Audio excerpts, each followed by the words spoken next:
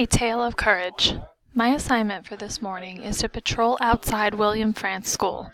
I have been there many times before because my own children once attended there, but today is going to be different from any other day I have gone there. That little girl, Ruby Bridges, is starting first grade today, and people are all in a fuss about an African-American girl integrating into their school. No little girl should have that much pressure on her. It's just not right. In my mind, the biggest thing a first-grade girl should have to worry about is the color of the hair ribbons that weave through her braids. Yet that's not the kind of world we live in. Adults always have to go and muck things up for the innocent children who get caught in the crossfires. After I arrive at the station, the chief gives us all a pep talk. Stand tall and stay alert. The marshals will be there to back us up, but we have to hold a steady presence of ourselves. Our purpose is to keep the crowd from getting too rowdy and to ensure that little girl makes it into the school without incident. Are we clear? Well, we all nod in agreement and set off for the school. I am not sure how the other guys feel, but I know I am not feeling very optimistic about our efforts. Protesters carrying signs are already in place when we arrive.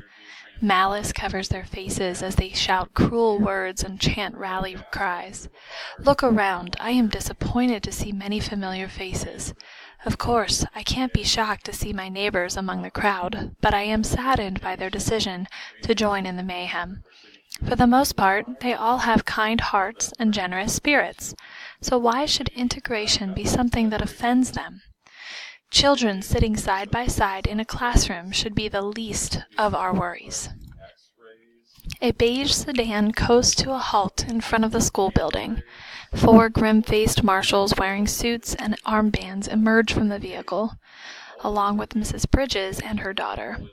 The girl's curious expression indicates that she is ill-prepared for the group of protesters who stand by to assault her with their harsh words.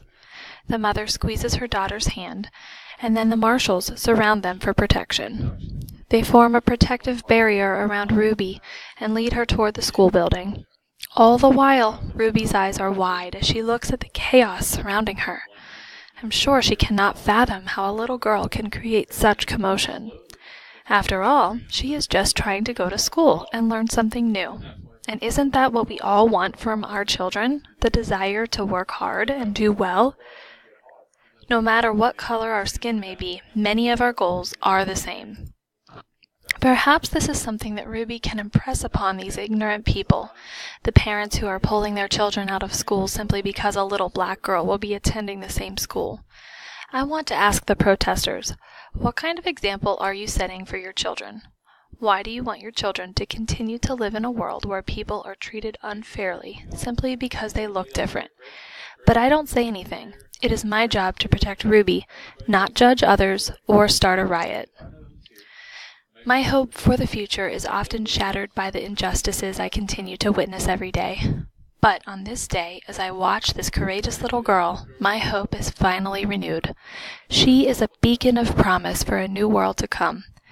Now I believe that, one day, there will be a world where all people will be treated as equals. People will live in harmony with each other and treat each other with dignity and justice. Unfortunately, that day is not here yet, and it is likely very far off. But for now, I can hang my hopes on Ruby as she marches ahead, passing the protesters with her head held high. Surely she will make a difference with her actions. For that, I am very optimistic.